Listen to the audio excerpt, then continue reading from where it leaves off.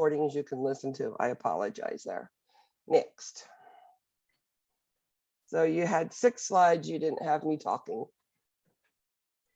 In helping a child to adapt to a hospitalization experience, the best approach is what?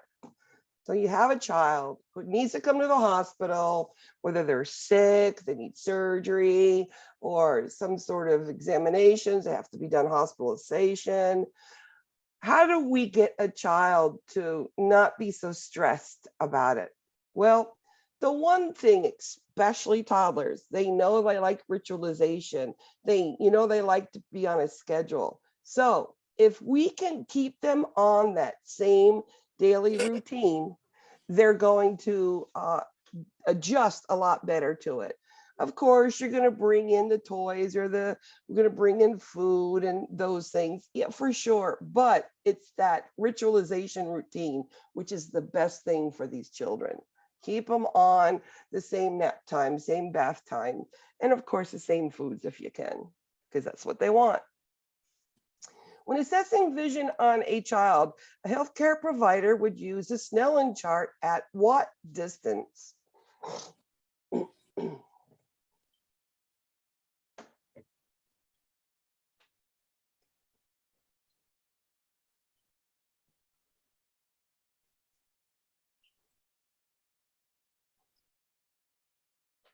So it's 20 feet, boys, girls, adults, doesn't matter. 20 feet, you would do it to assess their vision to make sure that they're able to see, because catching it early can help a child.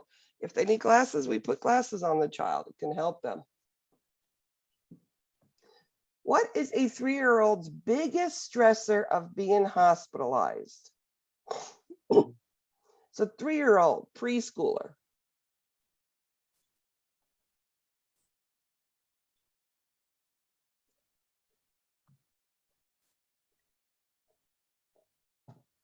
The biggest thing about a child, young children in the hospital, is mom and dad can't always be there for whatever reason.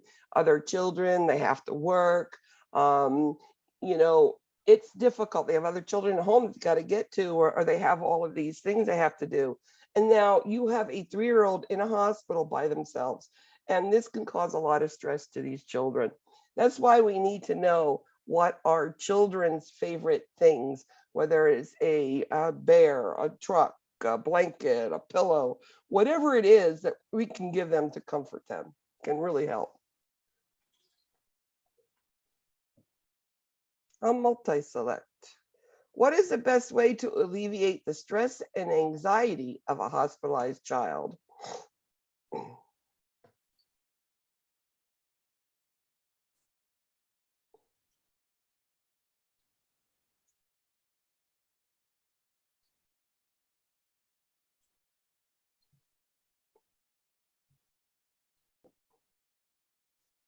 So again, yes, we are going to keep them on the same schedules and routines.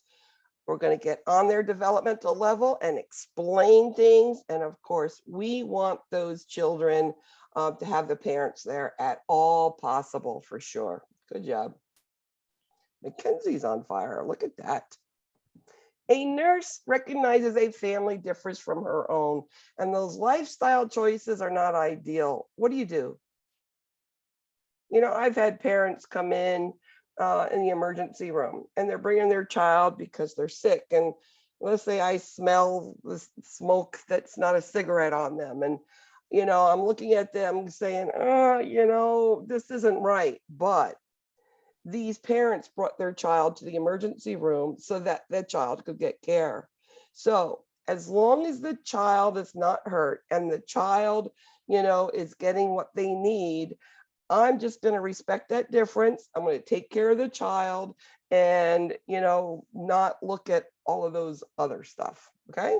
Because you're going to see different cultures, different things that you don't like. As long as the child is taken care of, it's okay. A nurse notes a string tied around an infant's wrist. An appropriate nursing intervention would be what? I've seen strings around. I've seen little pendants, little cat's eyes things for the Hispanic faith. I mean, different stuff, you know, on children. And all I do is say, what is that string for? And then they explain it could be to ward off evil spirits, this, you know, to keep them safe. There's all different beliefs. And, you know, the way to find out any differences is to ask. And these parents and even the older children will be very happy that you asked. It gives you that you paid attention and that you do care when you ask those questions. I just say, hey, get that string off that wrist. Well, it might be something extremely important for that family. How can a hearing impairment develop?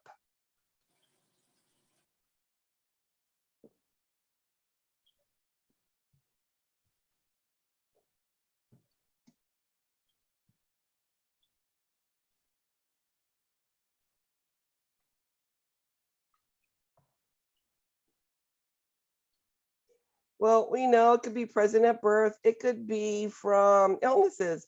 What about those SIN, the aminoglycosides? They affect hearing, right? If you're premature, multiple infections, it could affect the hearing. Or it could be an older child, chronic ear infection. So it could be a lot of different things. Could be just a malformation of the ear too. Which of the following is not a characteristic of a hearing impairment? Which is not?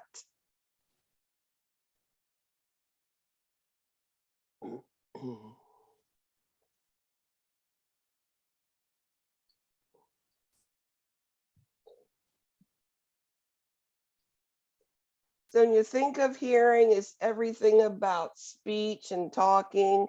But again, walking, sitting, standing has nothing to do with hearing. You don't need to hear to be able to walk and, you know, not bump into things, unless you're a klutz like me. Multi-select. What is the purpose and function of the family?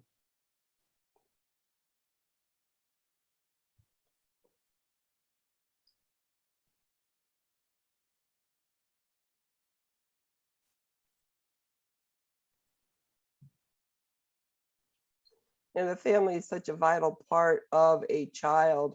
And it's probably the hardest part of pediatric nursing is the family, the mother and the father at times. But this is the family. And remember, a family is whatever they tell you the family is. Two mothers, two fathers, grandmother, you know, adoptive, it doesn't matter. Family is whatever. And what they do is they give that safe environment for comfort, security, and of course, they give you your values and your beliefs. And Mackenzie's still on fire. The primary goal in caring for the child with cognitive impairment is to what? You have a child who's delayed. What do you want to do? Whether it's due to CP,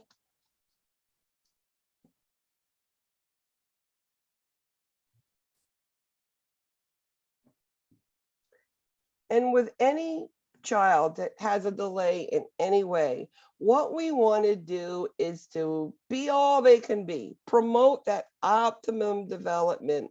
And once they reach that goal, go for something even higher, because some of these children can go and be more than anybody ever expected. I mean, years ago, we had a child who was Downs. We never expected them to do much. Today, they're going to college. Today, they're living on their own in a protected environment with like somebody watching over them, more than we ever thought, because now we promote the optimal development in all children of all sorts of delays. A psychologist who is famous for stages of cognitive development is who?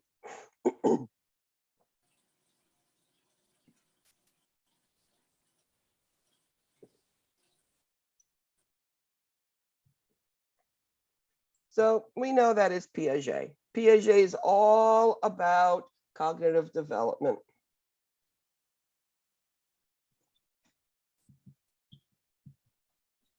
Which is an example of cognitive milestone for a toddler ages 1 to 2. What should a toddler be able to understand? What should they be able to do?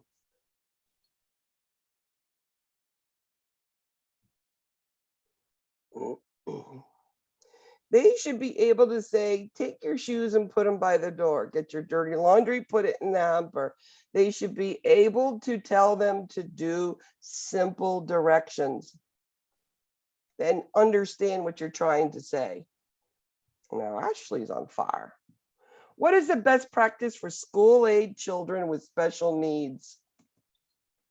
You have a child who has in a wheelchair due to, maybe a myelomeningocele, which we'll get in later in this course. I mean, does it mean that just because they're in a wheelchair that they're not able and capable to be around, quote, normal children? No, not at all. What our practice today is, there's no other room where those special need kids go to. Years ago, it was like the short bus kids go there. No, that's not what we do. We give them that opportunity to be a part of, regular classrooms. And what that does, it helps these children, again, optimum development to be as best as they can be. And many of these children surprise us. Mackenzie's still on fire. True or false? Children can show signs of stress by being incontinent.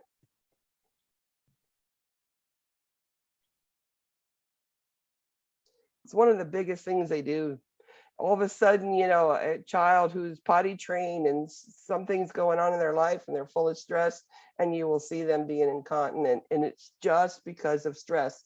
They're basically telling you, I'm hurting, something's going on with me. And then as a nurse, if you see that, of course, alert parents, but to sit with that child, let them talk, play with them. Referrals for cognitive impairment should occur when? Do we need referrals for cognitive impairment? I mean, that would be speech therapy, occupational therapy, physical therapy, play therapy. And the best thing to do is, as soon as you notice delays, to put them into therapy, because you can catch, children are so resilient, they catch up so quickly, and then you could bring them back up to where they should be in their cognitive development.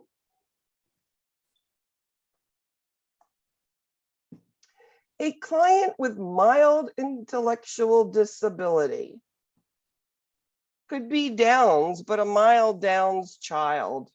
Remember, children as Downs become adults who are Downs. And because they are Downs, does that really make a difference in lifestyles? Well, these children become adults that can live on their own. I had one class, 2 classes ago, that one of my students says she has a 50-year-old uncle who's Downs, and he does live on his own, and he just has somebody who watches over him to make sure that nobody's taking advantage of them. That's what happens with these children that become adults, that there are people who will take advantage of them. So somebody watching over them, they can live on their own and live a normal lifestyle and work.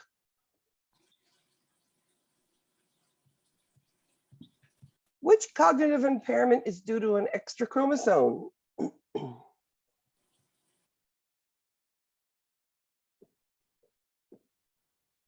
Absolutely, Down syndrome. Now, I want you to know that Down syndrome isn't just one number chromosome. There's 21, 18, 15, 11, and 9 I've seen. Now, the smaller the number, the more disabilities you see. I've seen 1 Downs chromosome 9 severely problems with the heart, couldn't breathe without a ventilator, hands and feet weren't formed. So the lower the number, the more things that you will see on them. Usually Down syndrome is 18 or 21, usually.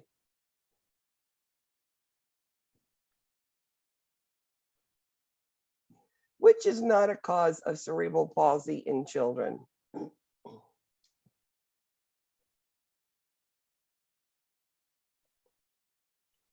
You have two of the same answers, so I guess that one's right, correct? I forgot to change that one. So cerebral palsy hits everybody, all levels, doesn't matter. Cerebral palsy can be due to genetics. It can be due to, a lot of times you'll see hypoxic episode, anoxic episodes, and prematurity is huge, which causes cerebral palsy. And of course, some sort of maternal infection, which affects the child. But a lot of it has to do with oxygen in the brain. A multi-select. What would be included in the care plan of a patient with moderate cognitive impairment?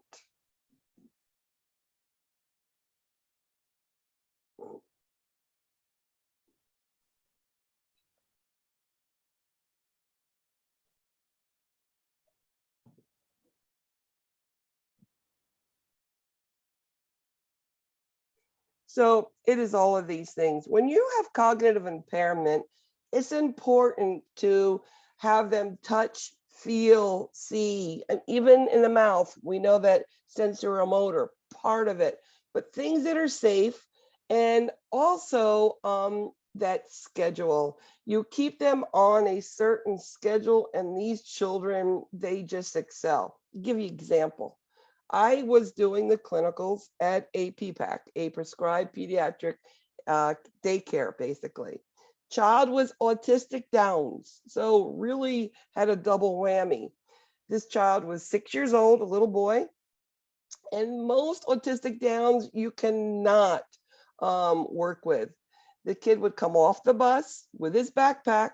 He would go put his backpack in the cubby and sit in a chair and wait for his vital signs. And then he would go off and play. Most autistic Downs children, there's no way to teach that. But how was it taught? Daily structured schedule. He knew what was coming. And because he knew that, he was a really good part of, there was 15 kids in that area. He didn't disrupt it. So yes, you can have a child with all of these cognitive impairments be a part of the group, as long as there's that structure, of course, safe toys, et cetera, et cetera. The first stage in Piaget's cognitive theory is what?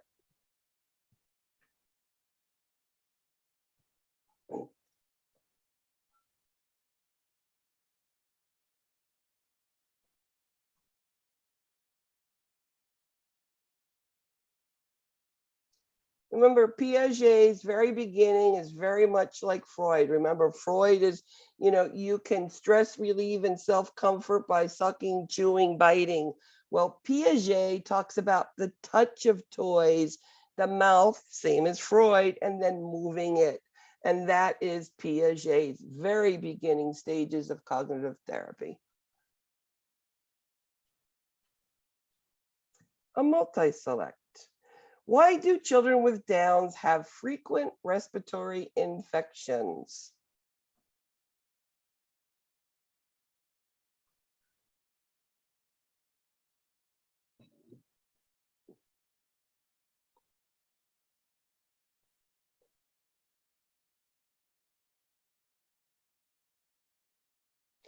So Down's children have this flat nose, and what happens is it stops the child from breathing in the nose, so they mouth breathe. And all that mucus sits in there from that stuffy node. And of course, what happens is when it sits there, mucus collects, it drips on the trachea, causes cough, ear infections, et cetera, et cetera. And that's why they have multitudes of respiratory infections. What are some clinical manifestations of a nurse may see in a child with Down syndrome? What do they look like besides being cute? I think this is probably why I worked with pediatrics. When I was a teenager, I used to teach swimming I was a junior senior lifeguard at the YMCA before I was on the swim team. And I would work with these children, and they're the most loving children. And I think it's probably why I went into pediatrics after adults in nursing, because of my love, well, number one, for children, and also the love for these children that I found, growing up. These children have the low ears. They got the seamy increase in their hands and their feet, and they're very flat, little face, a little tiny little nose, and these little almond eyes, and they're just cute. Just want to love them. And that's all they do. They're lovers. A multi-select. Autistic children demonstrate which behaviors?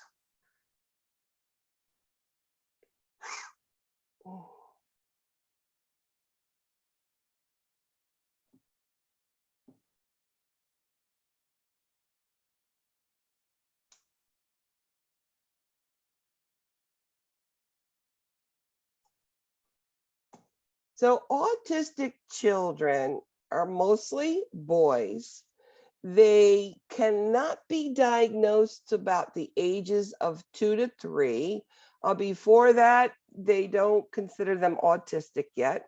These children tend to do repetitive behaviors, and they'll be doing repetitive behaviors over and over and over again. They do not like you to look at them. They do not like to look at you. They don't like loud noises.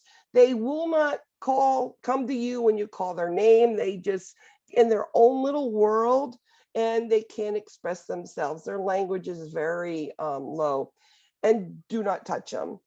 It's very difficult to work with autistic children, but like I said, this boy before, this autistic Downs child would actually go up to his favorite caregivers at this facility and would hug them.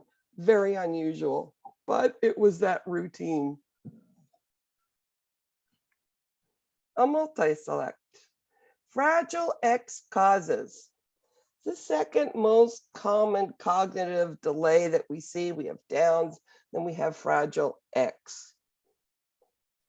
Fragile X are children who also have hyperactivity in them, and they many a times need medications to have them calm down. They have really severe facial bones, big ears, big jaw. It's just a part of them.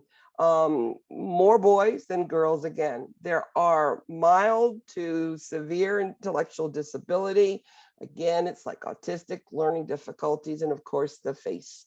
They have nothing to do, diet has nothing to do with Fragile X. Causes of autism. Now, a couple years back, they tried to say the chickenpox vaccine was the cause of autism. And the reason why that came out, we give the chickenpox vaccine about the age of 15 months to 2 years old. And it, as I said, autistic children will not be diagnosed till they're 2 or 3. So they're trying to relate the vaccine to autism. There is nothing to correlate that. In fact, the physician who wrote that research study was actually had his license taken away because it was all wrong. Autism, genetics, unknown abnormalities, they really don't know why. It would be something if they found out, would be so wonderful. Ways children with hearing impairments communicate with others. Does it matter, children, adults? How do you communicate if you cannot hear? You're gonna sign language, finger spell, lip read, whatever you need to do, because children, they want you to listen to them, whichever way they can get you to listen. They could be banging you on your head with a toy, say, hey, listen to me. That's children. Ambloopia, what is that? Well, it has something to do with the eye. You will see there are some vision issues that you're going to see in your readings. Ambloopia is one of them. And amblyopia is basically a lazy eye, which means the muscle sort of comes inwards or outwards. How do we treat this muscle from not working in the eye well? Well, we want to take that muscle and make it work. How do we do that? We cover with a patch the good eye. There's like every 2 hours you do it and then take it off for half hour. There's a routine with it, but we force that eye to work. We try to force that muscle to work. And most of the time, 95% of the time, it does strengthen the muscle and no other surgery, anything is needed. But amblyopia is a lazy eye. We treat it by patching the good eye and make that bad eye work.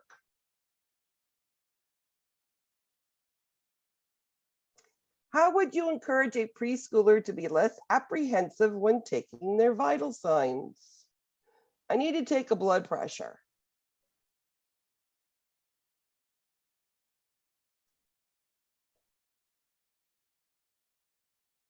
So again, let them play with the equipment, let them touch it, talk about numbers, do yourself first, have them push the button if it's one of those electronics, get them involved. And these children will be so happy that it'll be fun because again, play with the child on their developmental level.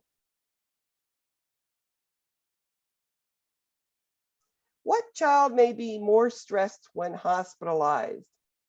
So you have all these children in the hospital. Which one is going to really feel that stress of hospitalization more than others?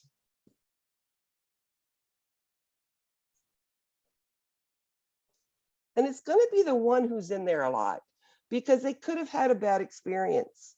It doesn't mean that they're in there all the time, they get used to it. No, it's actually the opposite.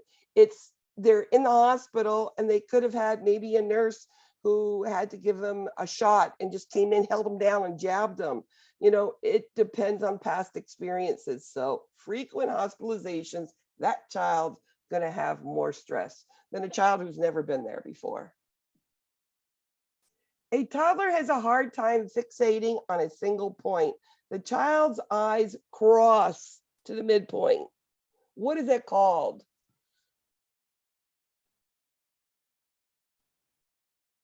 Well, we know what amblyopia is already. We know that's the lazy eye. And it's called strabismus. Strabismus is when you can't focus, and usually you'll see them wiggling too, that jittering, trying to get to that, one point.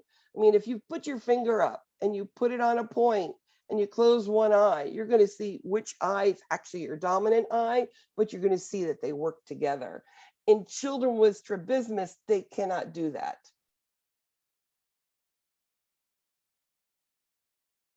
Treatment for amblyopia involves what?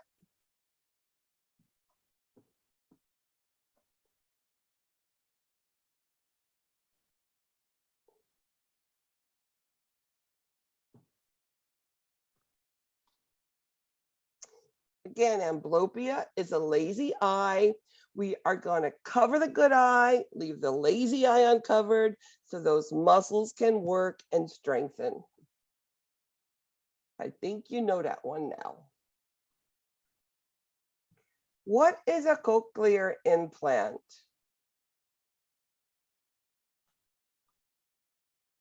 It's a robot.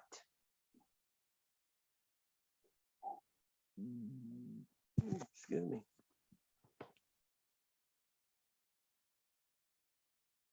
So many children get to the point where they can't hear at all, and they need to have a cochlear implant.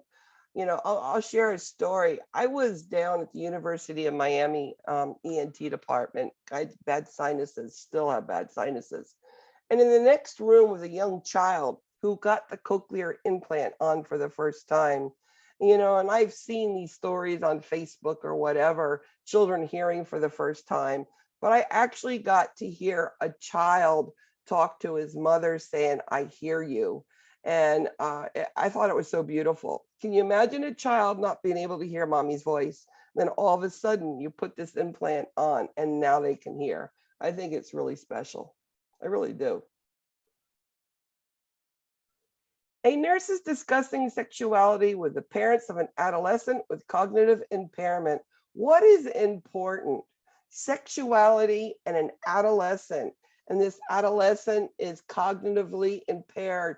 What's important that this parent knows about this? I mean, I've told you, you can have these children become adults and live on their own if they're watched.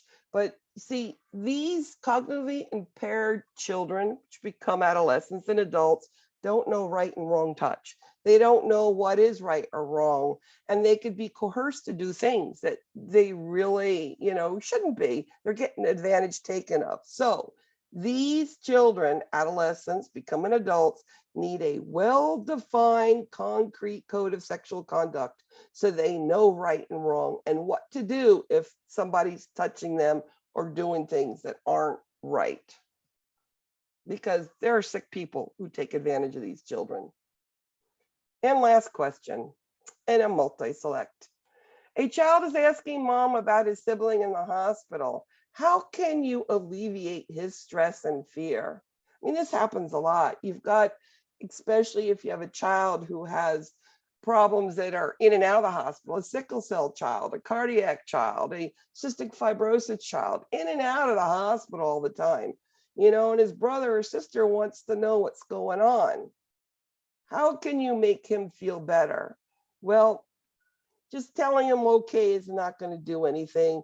Bring him into grandma's, not addressing the sibling, but have him make a card or prepare him for a visit, especially if, they're intubated or there's, doesn't look normal. This really can help this child at home because remember, pediatric is family-centered care. You worry about the whole family, especially the siblings. Let's see how we did today. Number 3, Ashley. 2, Meg. And number 1, the whole way through, she kicked it. Mackenzie. Good job, guys. Number 4, I have a heart and a TD. Could you please sign your attendance attestations, please, so that it's there? And remember, anybody who wants to go over their exam, please send me a message and I'll start doing that, the beginning of the week. And of course, anybody still who wants to know their grades, just send me a message on Canvas and I'll send it back to you, okay? Thank you, everybody. Thank you. Have a great day. No, you're always welcome. When will the grades post? Like if we don't send you a message about the grades? Well, the last class that's done is Friday. So it'll be late Friday afternoon or Saturday morning. So it is a while. That's why I give you that opportunity. I know. I don't want you stressing.